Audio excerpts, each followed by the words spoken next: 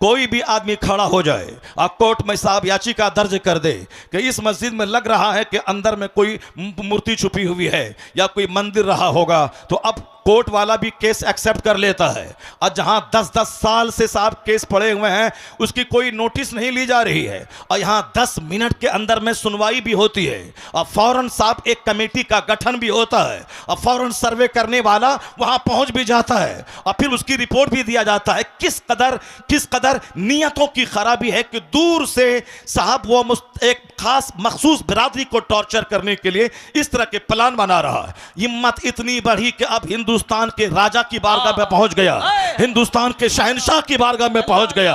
800 बरस से जो पूरे हिंदुस्तान की रखवाली कर रहा हो, कब्र में रह के पूरे हिंदुस्तान की संप्रभुता को बचा रहा हो, हिंदुस्तान के मुसलमानों से ज्यादा हिंदुओं की अकीदत का मरकज बना हुआ हो। मुसलमान जाते हैं 60 लाख तो 40 लाख तो 60 लाख गैर मुस्लिम वहां जाते हैं, उनको वहां बेटा मिलता है, बेटी मिलते, न जाने क्या क्या मिलता है।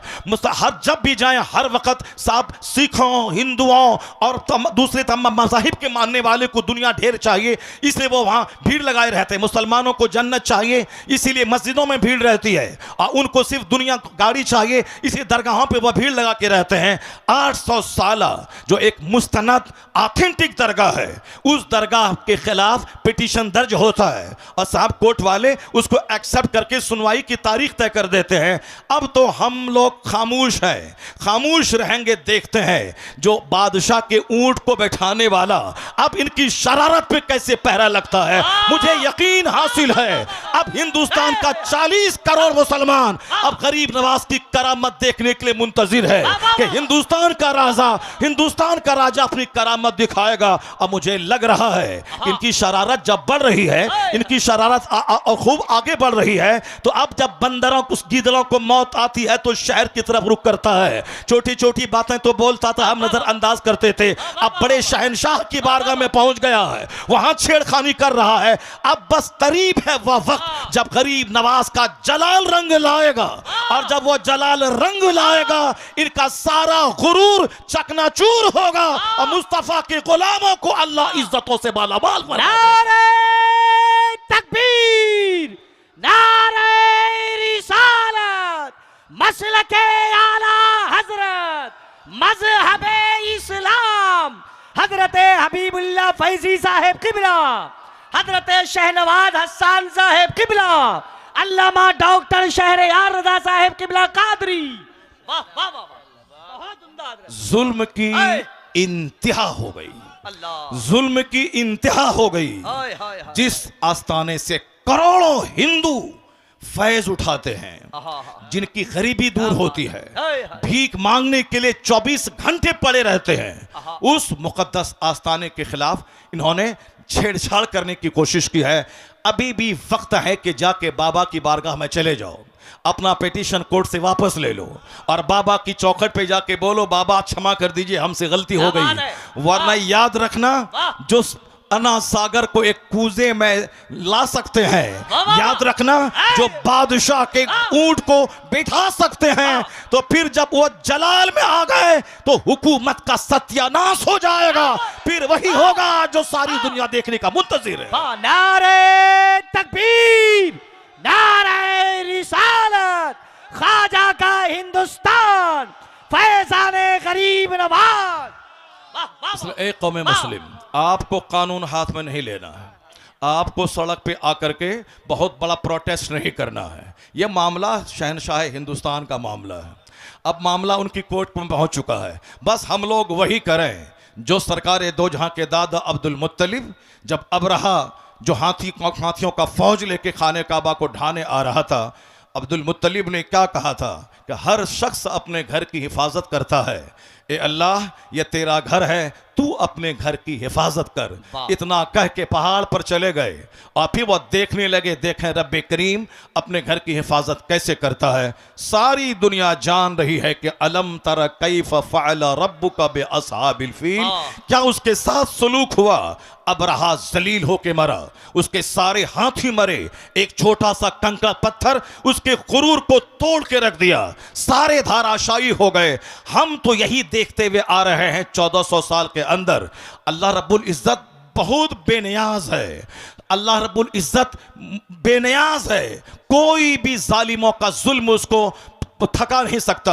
और किसी भी इबादत करने वाली की इबादत की वजह से अल्लाह रब्बुल इज़्ज़त की शान में कोई इजाफा नहीं हो सकता। अल्लाह उस सिफात कमालिया का जामा है कि जिसके आगे किसी सिफत का कोई तसव्वुर ही नहीं है। अल्लाह रब्बुल इज़्ज़त के पास सारी कुव्वतें, सारी ताकतें मौजूद है। हम इबादत करते हैं, हम उसका बेनिफिट मुझको मिलता है। अगर कोई कुफ्र करता है उसका नुकसान वो उठाता है। अल्लाह सिर्फ देखना चाहता है कि मेरा कौन बंदा है जो इस जमीन को अदल से भरता है और कौन है जो इस जमीन को जुल्म से भरता है। जो ईमान लाएगा, अच्छा काम करेगा, उसे यहां सेहत देंगे, इज्जत देंगे, हुकूमत देंगे, मरने के बाद जन्नत देंगे। जो कुफ्र करेगा, शरारत करेगा, जुल्म करेगा, अत्याचार करेगा, दूसरों को जीने नहीं देगा, सताएगा, समाज को पाप से भर देगा, उसके लिए आग तो वहां है। यहां उसका जीना तंग कर देंगे, यहां उसके घरों को कैद खाना बना देंगे, यहां उसको जलील और रुस्वा कर देंगे। नहीं देखा तुमने आज से 5 साल पहले चाइना के लोग कहते थे कौन सी नमाज है, कैसी नमाज है। जापान के लोग कहते थे कौन सी मस्जिद है, कैसा मदरसा है। हिंदुस्तान के भी चंद सर फिरे कहते थे यह कौन सी मस्जिद, कौन सा मदरसा, अजान बंद कर देंगे, मदरसा बंद कर देंगे। अमेरिका भी कहता था यह कौन सा इस्लाम है, हर तरफ इस्लाम का चर्चा हो रहा है, हर तरफ इस्लाम इस्लाम लोग कर रहे हैं, नहीं बढ़ने देंगे इसे। अब मुसलमान परेशान हाल थे, मुसलमान हाथ उठा के रब्बे करीम की बारगाह में दुआ कर रहे थे। तो हमारे जुलू, हमारा प्रोटेस्ट काम नहीं आया, मगर हमारी वो भीगी पलकों की दुआएं वो काम आई कि जो काम पूरी दुनिया को हिला के रख दिया। अल्लाह रब्बुल इज़्ज़त ने दूसरी फौज को नहीं भेजा, एक छोटा सा कोरोना का कीड़ा भेज दिया। उस कीड़े ने चाइना को तबाह किया, अमेरिका के शहर को, उसको रौनक को मिटा दिया, सारे एयरपोर्ट्स में ताले लगवा दिए, दुनिया के अरबों इंसान को उनके घर को जेल उसके लिए बना दिया गया। यहां तक कि जो मिटाने की बात कर रहा था वह क्वारंटाइन की बात करने लगा, वह सोशल डिस्टेंसिंग की बात करने लगा, वह वैक्सीन की बात करने लगा। मिटाने का सपना देखने वाला उनका शहर उजड़ गया, उनकी फैक्ट्रीज उजड़ गई, करोड़ों लोग मौत के मुंह में चले गए। इसलिए एक कौम मुस्लिम, तेरा रब कदीर बड़ा अजीज है, बड़ा गालिब है, वह कुव्वत का मालिक है, वह तमाम इख्तियारात उसके पास मौजूद है। तुमको सिर्फ करना है मस्जिदों को आबाद करना है, अपनी पेशानियों में सजदों का शौक बसाना है। तू मोमिन बन जा, तू मोहम्मदी बन जा, अल्लाह तुझे इस जमीन का हाकिम बनाएगा, यहां की सल्तनत तुझको देगा। और जो इस्लाम के खिलाफ बोलेगा उसको एक मामूली सा कीड़ा भेजकर उसका सारा गुरूर तोड़ देगा। जैसे अल्लाह ने तोड़ के बता दिया कि बंदे तुम्हारे चाहने से सब कुछ नहीं होता है, वही होता है जो मंजूरी खुदा होता है। अल्लाह ने दुनिया के सारे लोगों की औकात याद दिला दी, लोगों के होश ठिकाने लग गए। अल्लाह वही है जो नमरूद को सल्तनत देना जानता है, और जब सल्तनत का गलत इस्तेमाल करे तो अल्लाह मामूली मच्छर से हिलाक और तबाह बर्बाद करना भी जानता है। अल्लाह फिरौन जैसे जाबिर और जालिम को 400 साल की लंबी छूट देना भी जानता है, और जब वो 400 साल की लंबी छूट से आतंक को और बढ़ा दे तो अल्लाह ताला पानी में डुबा के उसे मार देता है। और जब घिघिया के कहता है कि अब मैं ईमान लाया तो अल्लाह कहता है अल आना वक़द असैत क़ब्लु व कुन्त मिनल मुफ़्सिदीन, अभी तू ईमान लाता है, इससे पहले तू फसादी और बागी था। आज मैं तेरी लाश बचाऊंगा ताकि आने वाले लोग जान जाएं कि मगरूर का हश्र क्या होता है, घमंडी का अंजाम क्या होता है। फिरौन की सूखी हुई सड़ी हुई हड्डी की लाश आज भी मिस्र के म्यूजियम में मौजूद है। दुनिया के सारे सयाह, सारे टूरिस्ट उसको देखने जाते हैं और वहां से देखकर इबरत हासिल करते हैं कि 400 साल लंबी उम्र पाने वाला पूरे मिस्र का बाताज बादशाह था, लेकिन अल्लाह ने उसे ऐसा जलील किया, उसकी डेड बॉडी को दूसरों की इबरत की खातिर रखा, उसके ईमान को कबूल नहीं किया। तो इसलिए एक कौम मुस्लिम, तू नमाज पढ़, रोजा रख, हज कर, ज़कात दे, मस्जिद को आबाद कर, मदरसा को आबाद कर, अखबार पढ़ के ज्यादा इस्लाम के बारे में टेंशन मत मत बोल ले कि हमारा मुस्तकबिल क्या होगा, आने वाले दिन में इस्लाम का क्या होगा। ये सब टेंशन लेने की कोई जरूरत नहीं है। इतना यकीन कर ले, गिरह बांध के रख ले, जो अल्लाह कल के फिरौन को नहीं छोड़ा, पानी में डुबा के मार दिया है, वही अल्लाह आज के फिरौन को भी नहीं छोड़ेगा, आज के नमरूद को भी नहीं छोड़ेगा, आज के शद्दाद को भी नहीं छोड़ेगा। बस तुम्हें सिर्फ सब्र करना है, मस्जिदों को आबाद करना है। जो काम एटम बम से नहीं होता है वो काम तेरे सजदे से हो जाता है। तुम्हारी ताकत रूहानी ताकत, तुम्हारी ताकत स्पिरिचुअल फोर्स, तुम्हारी ताकत आध्यात्मिक शक्ति है। आज हम जलील इसीलिए हो गए कि मेरी मस्जिदें वीरान हो गई, मेरा जलसा उजड़ गया, हमारी खानकाह सिर्फ तेल और पानी का मरकज बन के रह गई, हमारी मस्जिदों में दांत टूटे चंद बूढ़े रह गए, और हमारे जवान उनके कुफ्फार और मुशरिकीन के जवान की तरह हरकतें करने लगे। हमारे घर में क्रिकेटर का चर्चा, हमारे घर में साहब बैरिस्टर का चर्चा, हमारे घर में नेता का चर्चा, हमारे घर में बंबई जाकर के फैक्ट्री डाल के 2-4 मकान खरीदने वाले दुनियादार का चर्चा, हमारे घर में खूबसूरत खवातीन का चर्चा, हमारे घर में खूबसूरत नौकरी करने वाले लड़कों का चर्चा। अब जाहिर सी बात है, जब खूबसूरती का चर्चा होगा तो हमारा बेटा दिमाग में ये बात बिठाएगा हमें खूबसूरत औरत चाहिए। अब चाहे वो अपना चेहरा आईना में नहीं देखेगा कि हमारी सूरत कैसी है, हमारी नाक टेढ़ी है, हमारा रंग काला है, मगर वो तमन्ना करता है क्या कि हमारी बीवी बिल्कुल करीना जैसी खूबसूरत मिल जाए। सबकी तमन्ना ये खूबसूरत मिल जाए, क्योंकि उनके घर में खूबसूरती का चर्चा होता है, उनके घर में मुलाजमत का चर्चा होता है, उनके घर में क्रिकेट का चर्चा होता है। अगर मेरी बेटी किसी खूबसूरत चेहरे वाले के साथ भागकर ईमान का सौदा कर ले, यह कसूर माँ बाप का है जो अपने घर में हुस्न का चर्चा करता है, दौलत का चर्चा करता है, सर्विस का चर्चा करता है, स्कूल कॉलेज का चर्चा करता है। यह बता दे कि जिसके घर में आलिम का आना जाना हो, जिसके घर में पीर का आना जाना हो, जिस घर के बाल बच्चे अपने आलिम की तहज्जुद की नमाज का मंजर देख रहे हो, वहां तलावत कुरान का मंजर देख रहे हो, मैं दावे से कहता हूं जहां कुफार का आना जाना होगा, जहां डकैत का आना जाना होगा, जहां दुनियादार का आना जाना होगा, उसके बच्चों का दुनियादार बनना जब तय है, उसी तरह जहां नमाजी का आना जाना होगा, आलिम का आना जाना होगा, मशाइख का आना जाना होगा, उनके घर के बाल बच्चों का ईमान का बचना भी तय है, वहां नमाजी बनना भी तय है। इसलिए बुजुर्गों ने कहा अपने घर में चोरों को मत आने दे, अपना दस्तरखान नेकों के लिए बिछा, आलिमों का आना जाना होने दे, मशाइख का आना जाना होने दे। दिखने का असर होता है, जहां चोरी होगी वहां के बच्चे चोर पैदा होंगे, जहां तिलावत कुरान होगी वहां के बच्चे गुलाम हुसैन पैदा होंगे। वाह वाह वाह वाह, सुभान अल्लाह, सुभान। कोई तहरीक हमारे बच्चों को काफिर होने से बचा नहीं पाएगी, कोई तहरीक हमारी मुर्तद होने वाली बेटियों को बचा नहीं पाएगी। उसके लिए हर माँ बाप को आगे आना होगा, अपने घर में इस्लामी कल्चर बनाना होगा, अपने बाल बच्चों के दिल दिमाग में इस्लाम की अजमत बैठानी होगी, अपने बाल बच्चों के सामने हुजूर की हयात तैयबा को बयान करना होगा, औलिया सालिहीन की जिंदगी का मुताला करना, औलिया सालिहीन की जिंदगी बताना होगा। अब जरा गौर से देखिए कैसे हालात थे, कैसे लोग थे, किस तरह से जीते थे।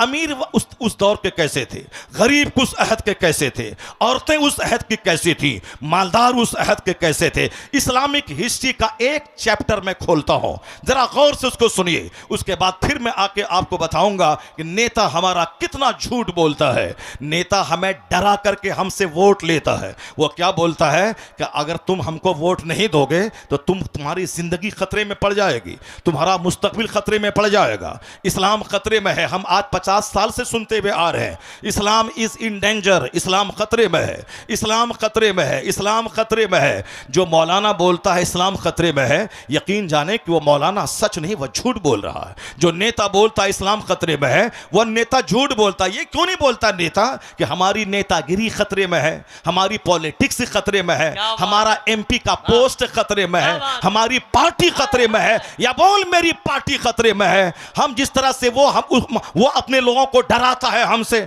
और हमारे खिलाफ नफरतों की आग लगाकर वो अपना वोट लेता है, उसी तरह हमारे भी कुछ लोग हैं जो शराब में डूबा हो, एक वक्त की नमाज ना पढ़ता हो, जो दिल्ली में जीतने के बाद 5 स्टार होटल में रंगरलियां मनाता हो, ये हमें आके मजहब के नाम पे हमसे वोट लेता है कि हम मुसलमान हैं, तुम हमको वोट दो। मुसलमान के नाम पे उसको वोट दिया जाएगा जो मुसलमान होगा, कंप्लीट मुसलमान होगा, जो मुस्तफा का होगा, जो कुरान हदीस का होगा, जिसको देखने के बाद लगेगा ये मुसलमान है। सिर्फ एक बिन लेबी लग गया मुसलमान है, अब बाकी सारा काम मुशरिकीन जैसा है, उसको वोट दिया जाएगा। वोट नहीं दोगे तो बोलेगा तुम्हें काट दिया जाएगा, तुम्हें मार दिया जाएगा, इस्लाम खतरे में है, मुसलमान खतरे में है। मैं बताऊंगा कुरान करीम क्या कहता है, मुस्तफा की हदीस क्या कहती है, और ये नेता क्या बोलता है। और झूठ बोल भी अगर बोलता है कि इस्लाम खतरे में है, वह झूठ बोलता है।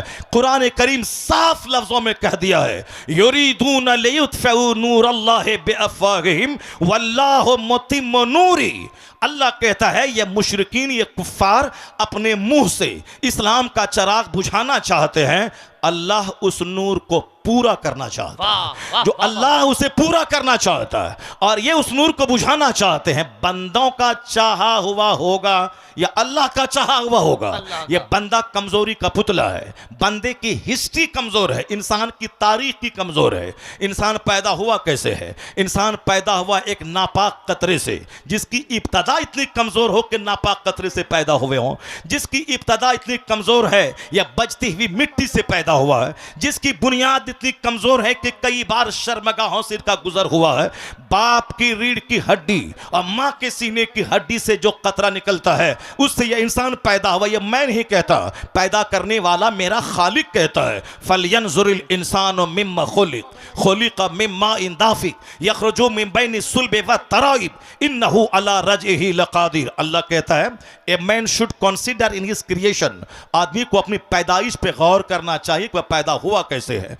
अल्लाह कहता है वह पानी का कूदता हुआ कतरा मनी का, जो बाप की रीढ़ की हड्डी से निकलता है, मां के सीने की हड्डी से निकलता है, और वह बच्चादानी में पहुंचता है, और 4 महीने तक वह ब्लड वह नुत्फा अपनी असल हालत पे रहता है। अगले 40 दिन तक, अगले 40 दिन में वह लोथड़ा बनता है, अगले 40 दिन में ढांचा तैयार होता है, अगले 40 दिन के बाद उसमें जान डाली जाती, 120 दिन के बाद उसमें जान डाली जाती है।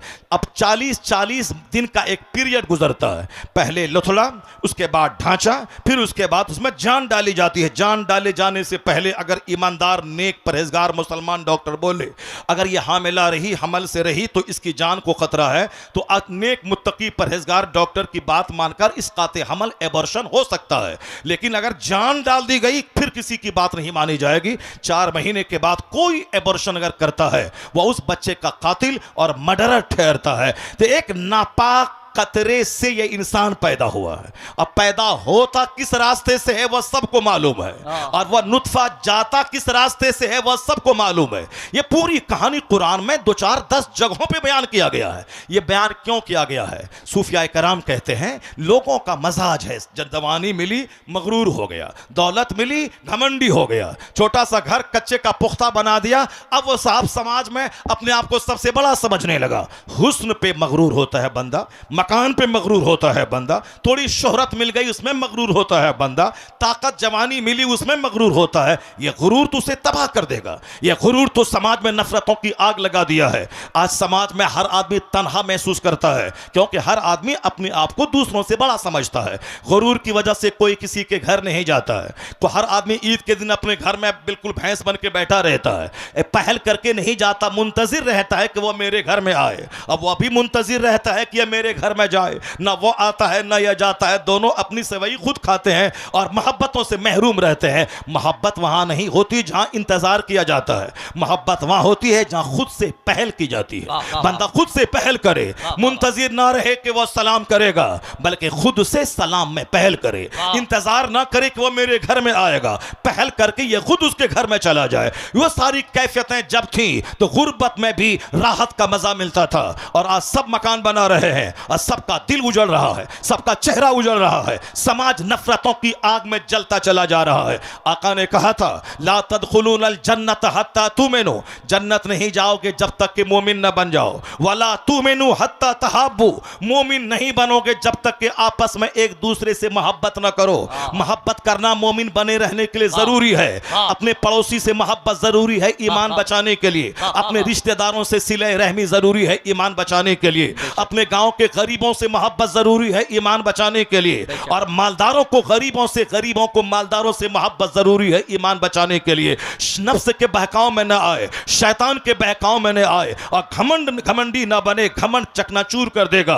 इन अल्लाह ला युहिब्बुल मुतकब्बिरीन, अल्लाह मुतकब्बिरीन को दोस्त नहीं रखता है। तो घमंड यह है कि हम उसके पास न जाएं, वह मेरे पास आए, ये घमंड है। और अखलाक क्या है? वो आए न आए मुझे जाना है, वह सलाम करे न करे मुझको सलाम करना है। वह मेरे जनाजे में आए न आए, हम उसके घर में कोई जनाजा हो मैं जाऊंगा। मेरे बीमार पड़ने के बाद मज़ाद पुरसी को आए न आए मुझको जाना होगा। यह है नफरतें मिटाने का फॉर्मूला।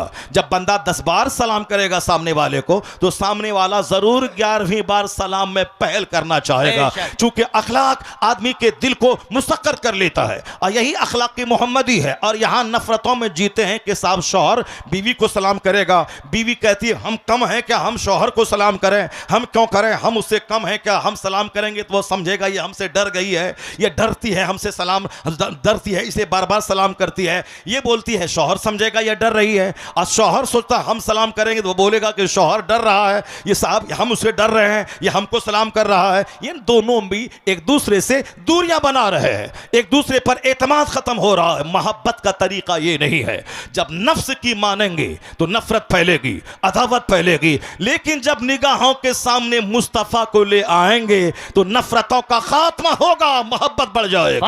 अब सिर्फ ये कहें मैं शेखुल हदीस हूं तो क्या हुआ, मैं शौहर हूं तो क्या हुआ, मैं मालदार हूं तो क्या हुआ, मुस्तफा से बड़ा कौन है दुनिया में? वही जाने ईमान वो है, असली ईमान वो है, रूहे ईमान वो है, कंज़े ईमान वो है। होते कहां खलीलो बिना काबहो में ना, लौलाक वाले साहिबी ये सब तुम्हारे घर की है। कहां हमें दीन मिलता, कहां हमें कुरान मिलता, कहां खुदा की पहचान मिलती। ये सारी नेमतें मुस्तफा के सदक़े में मिली हैं। तो हुजूर को मॉडल मुस्तफा अल्लाह ने हमारे लिए बनाया है। नफ्स की मानेंगे तो गुरूर पैदा होगा, नफ्स की मानेंगे मियां बीवी में दूरियां पैदा होंगी, नफ्स की मानेंगे तो छोटे और बड़े में दूरियां पैदा होंगी। अगर मुस्तफा की मान गए, मुस्तफा को सामने ले आए तो सामने ये आएगा हम बड़े या मुस्तफा बड़े। मुस्तफा रास्ते से गुजरते थे तो बच्चों को सलाम करते थे, छोटों को सलाम करते थे। जब हुजूर का कैरेक्टर सामने आएगा तो घमंड मिटेगा, सलाम में पहल और आगाज शुरू हो जाएगा।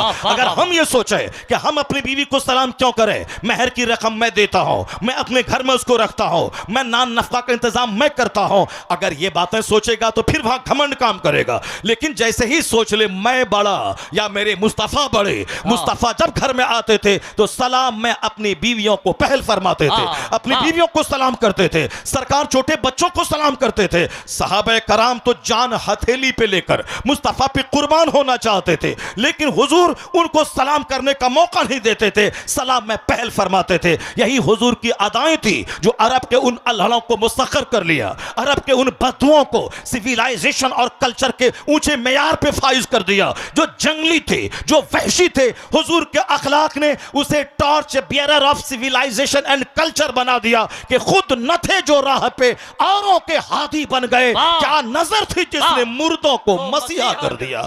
उन अरब के मुर्दों को मसीहा किसने बनाया? ये हुजूर के अखलाक ने उनके दिलों को जीत लिया। तो आका फरमाते हैं कि तुम जन्नत नहीं जाओगे जब तक कि मोमिन न बन जाओ, मोमिन नहीं बनोगे जब तक कि आपस में एक दूसरे से मोहब्बत न करो। और आका फरमाते हैं अवला अदुल्लुकुम अला शैइन इज़ा फ़अलतुम तहाबबतुम अफ़शु सलाम बैनकुम।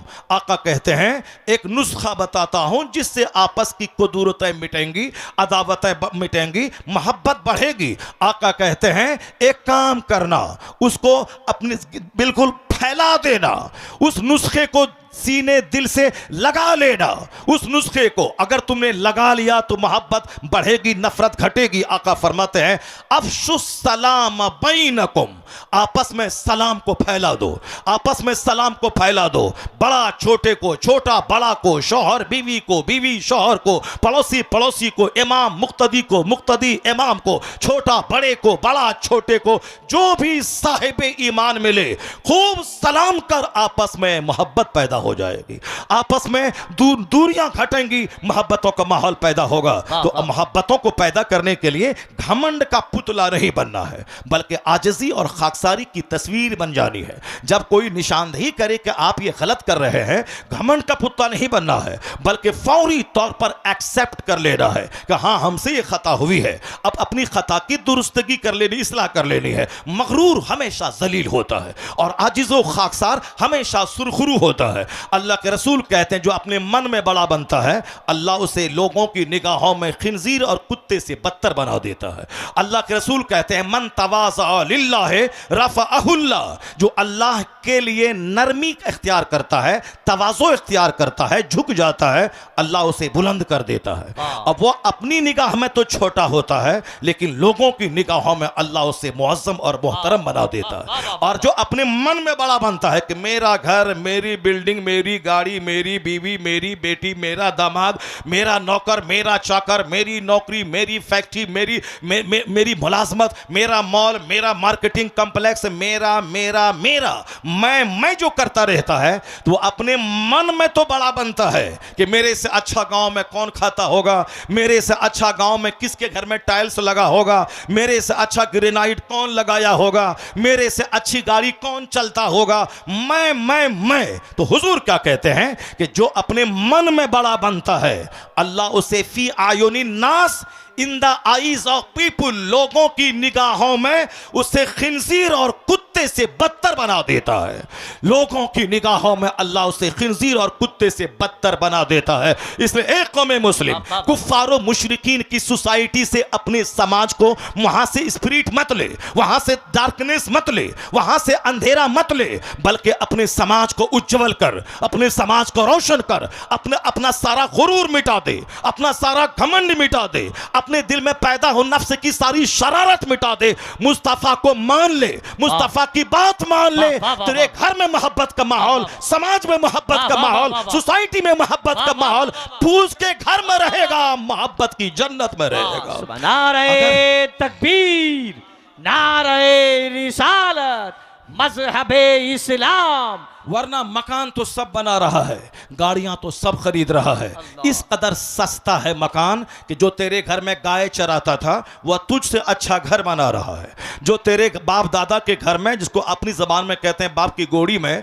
जो बैल के लिए घास काटता था, आज वो बुलेट पे चल रहा है, 7 लाख के बुलेट पे। क्या रहा? ये दुनिया जलील है, जलीलों को ज्यादा दी जाती है। यह दुनिया की वजह से किसी को इज्जत नहीं दी जाएगी, क्योंकि आज दुनिया इतनी सस्ती हो गई है। यह दुनिया मुशरिकों और कुफ्फार को ज्यादा दी जा रही है। अगर कुरान पढ़ लिए होते तो कभी गरीबी का शिकवा न कर दे, और कभी किसी मालदार कुफ्फार और मुशरिकीन को देखकर अपने ईमान का सौदा नहीं करते। अपने बाल बच्चों को बताएं कि कुरान में अल्लाह ने कहा है ज़ुय्यना लिल्लज़ीना कफ़रुल हयातुद दुनिया व यस्खरून मिनल लज़ीना आमनू वल्लज़ीना तक़ौ फ़ौक़हुम यौमल क़यामा।